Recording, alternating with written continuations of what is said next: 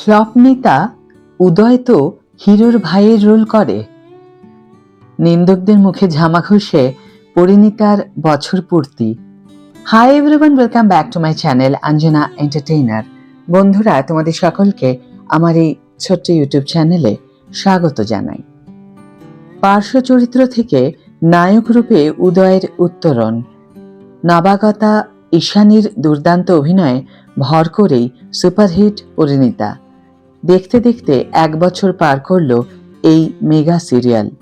সাম্প্রতিক সময়ে জি বাংলার সবচেয়ে সফল ধারাবাহিকের তালিকায় যে সকল নাম রয়েছে সেখানে অবশ্যই জায়গা করে নেবে পরিণীতা।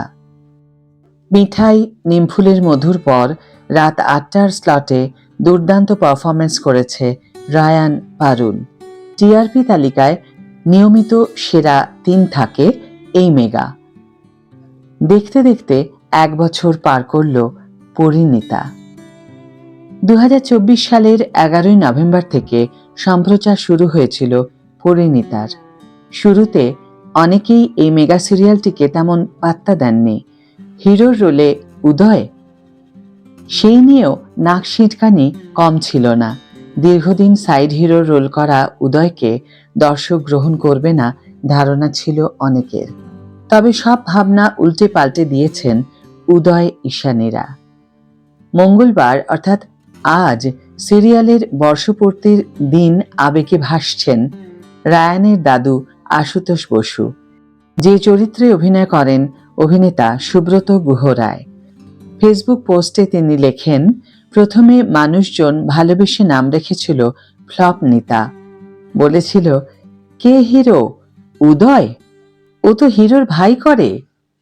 আর ওই নতুন মেয়েটা যেন কি নাম, আবার বলিছে করিছে করে কথা বলে। নিমফুলের মধুর জায়গায় এটা কি আনলো জি?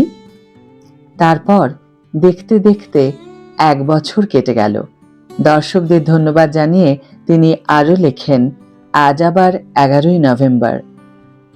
এত মানুষের ভালোবাসা পেয়েছি যে বুকের ভেতরটা আলো হয়ে আছে। এভাবেই ভালোবাসবেন আমাদের, যাতে বছরের পর বছর আপনাদের আনন্দ দিতে পারি।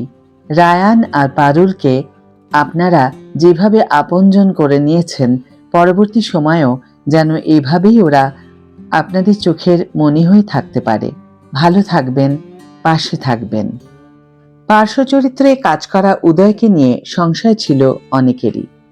তবে উদয়ের উপর আস্থা রেখেছিল জি বাংলা। এই নিয়ে আগের এক সাক্ষাৎকারে উদয় বলেছিলেন, আমাদের প্রথম দিকে কেউ সিরিয়াসলি নেয়নি। নায়িকা নতুন, আমি এতদিন ধরে পার্শ্ব চরিত্রে কাজ করেছি, তাই আমাদের থেকে কেউ বিশেষ আশা রাখেনি। প্রথমে অনেক সমালোচনা হয়েছে, লোকে ভেবেছিল বেশি দিন টিকবে না। তবে আমি খুশি যে দর্শক আমাদের কাহিনীকে গ্রহণ করেছে। কন্টেন্টটি গল্পের আসল হিরো দেখিয়ে দিয়েছে পরিণীতা। ব্রাইট মান্ডাসের পরীক্ষায় যুগ্মভাবে প্রথম হয়েছে রায়ান এবং পারুল। তবে রায়ান পারুলের সঙ্গে নিজের স্থান শেয়ার করে নিতে চায় না। ফের পরীক্ষার দাবি জানায় সে।